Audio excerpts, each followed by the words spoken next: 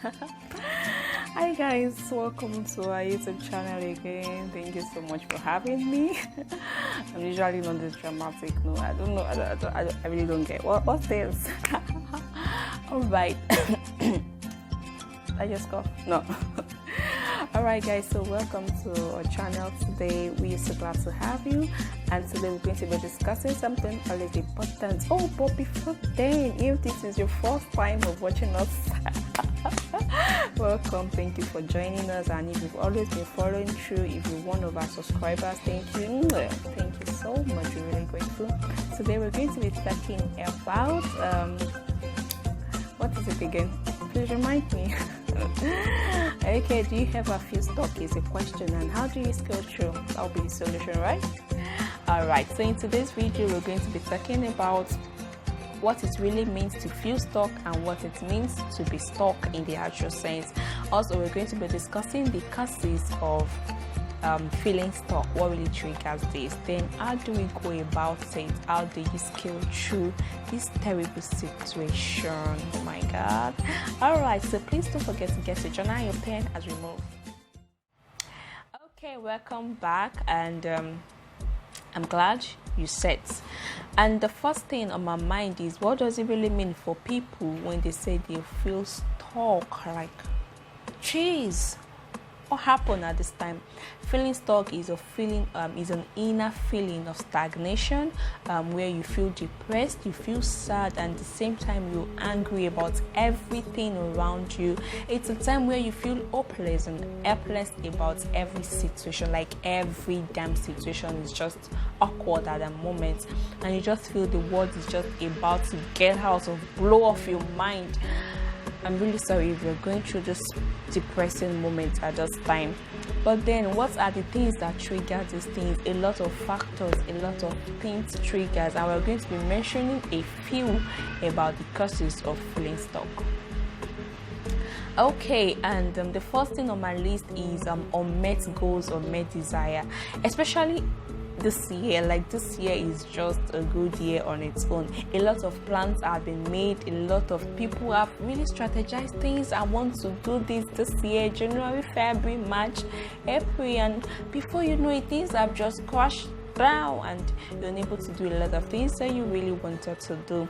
And this could always bring the feeling of stuckness, and you feel depressed. You just feel like the world is not just meant for you or something. Please don't think too deep. It's not that deep, sincerely. And another thing that could trigger it is the fear of mistake or the art of mistake. Sometimes the fear of mistakes, like what if I do it and I don't do it well, or the art of the mistake. Probably you've actually done it and oh my god, this was just a mess. Hey. You could just feel like the world is coming to an end. These are the things that brings about feeling stuck.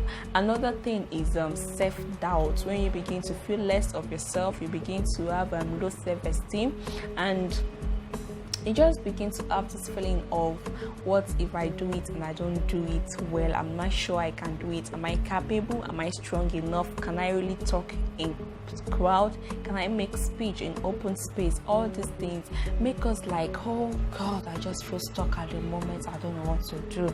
Another thing that also triggers feeling stuck is the fear or the art of rejection. Let me share something with you, a quick one. The beginning of this year was really terrible. My first 2 weeks in the year, I had 5 rejections, like in 5 different jobs. Like all right, so I understand what it means to feel stuck. At this time, I almost thought I was stuck too, because I don't even know the difference between the feeling and the state itself. So I know I haven't said what it really means to be stuck, and we're really actually going to get there today. So just chill. We're going to learn a lot of things. We're really going to learn a lot of things today. I really felt stuck at this time, and like life is really going to go out of me. 5 good jobs. Do you know what that means? And now there's pandemic. Oh God. Oh, glory to Jesus. It's just faithful, because you have to know the end of the story.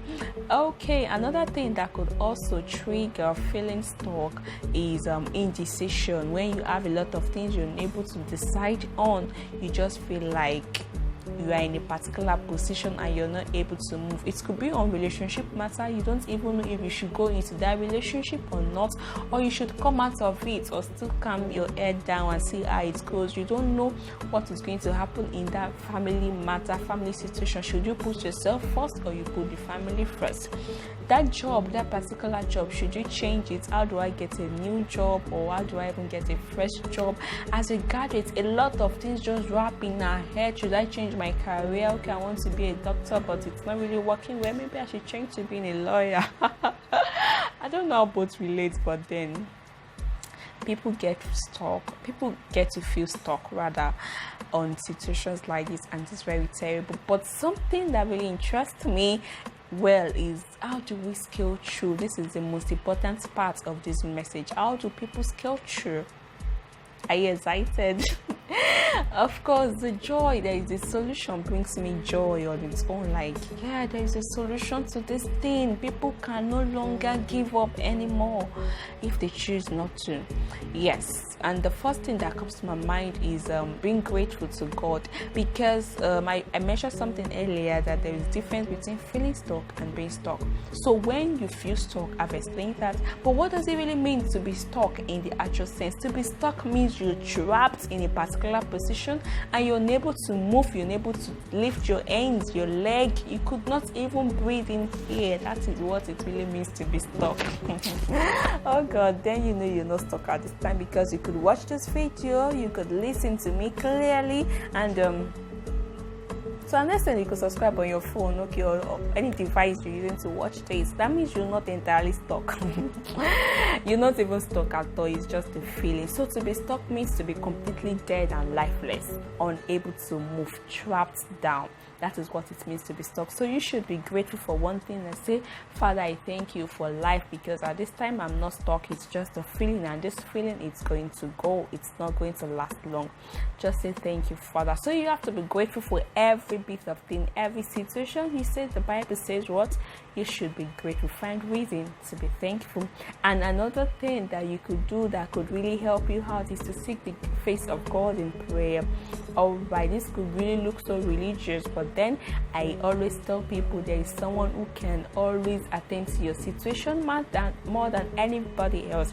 Do you have a kind of conflict between your parents or between your folks at work, your boss, and you don't really know what to do? There's a presentation. Just talk to God about it, and trust me, trust me, you're going to find solutions to it.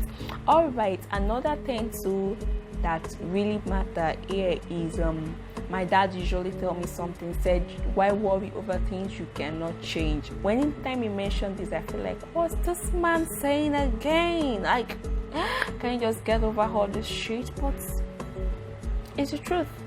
Why worry over things you cannot change? You don't have control over everything on earth, like literally. Alright, so you can't control everything, so you should let go of some things in life. There are some things that you just take your mind off it, have a fresh and a cool breathe, like just clear your head, find a space to clear your head about it. And if you could relate well, times that you set aside to clear your head or do something very different from what the situation is, you realize that there is just a pop-up of solution to whatever the problem is. Okay, let me give you a practical example. For instance, you have a project work or presentation you've been trying, you wrap your head around, and you're already feeling stuck around it, like I don't even know what to do. Just go do something else. Go take a go for a relaxation somewhere, get to play with your family. Just in between these things, something stuck up, and when you eventually come back to whatever thing you've left behind, you just realize that it's more easy. Yes, it is practical, it works really well. It might not work 100%, but trust me, you can try it out and see how well it's going to work for you. So take your mind off these things, do something different, do something that brings happiness, joy, that brings energy, that revives the energy, and you realize that you're on top of your game. All right, another thing also is listen to your inner man. It's somewhat related to the first one, but then it pays to really listen to your inner man. And most especially if you try the second step of praying to God, the next thing is you should listen to what your inner man has to say to you. A lot of persons, there are a lot of things that people will say to you, do this, do that, but why not just go to your quiet place and listen to what the inner voice is going to say to you? It's going to speak strength to you. Definitely trust me on this. And the last one today, I feel like taking water. All right, the last one today is oh god. Can I just grab this? Okay, so the last one today is avoid social media. Yes, a lot of research actually has proven to us that social media triggers depression more than we actually thought. Yes. So a lot of times we go on social media and we see our colleagues, or we see some of our age mates, so to say, doing a lot of greater things that we are unable to do. Then this brings so much envy to us. It brings so much pressure on us, and we feel so less of ourselves. We feel more depressed. We feel envy, jealous, and stupid. I'm serious. So stay away from social media. Just if you know, checking social media brings a lot of hatred, a lot of feeling of stagnation to you. I think it is the best thing for you is to just stay off it a little, and then find a way to strategize to work towards achieving your own personal goals in home. You can just free it for a little time, give yourself a little space while you work on your personal goals and ambition. And once you're able to get that through to an extent, you can then come back to it. Social media also doesn't always help everybody. You know, I've mentioned this might not work 100%. The first two will work 100%, but this last two might not work. The last three rather might not work 100%, but just give it a try. You realize that before you know it, you're able to get yourself around it. But that will be all for today. If you have any other things to add to it, please feel free to add on in the comment section below. Let's help each other get through of this depressing situation, so we don't just move from the state of feeling to the state of like reality. So we don't have a lot of persons committing suicide as a result of depression or whatsoever thing that be wrapping through their thoughts. All right, that will be all for today. Thank you so much. I know it's such a serious discussion that I laugh less today, but let me start laughing. All right, so thank you so much for watching. We're glad to have you. We hope to see you again next week or some other time where you get to see me here again. Please don't forget to subscribe, share with friends and family. Let's help ourselves get out of this depressing situation of feeling stuck. I hope to see you again next time. Bye. Of course I'll laugh. Oh god, laughter is inbound.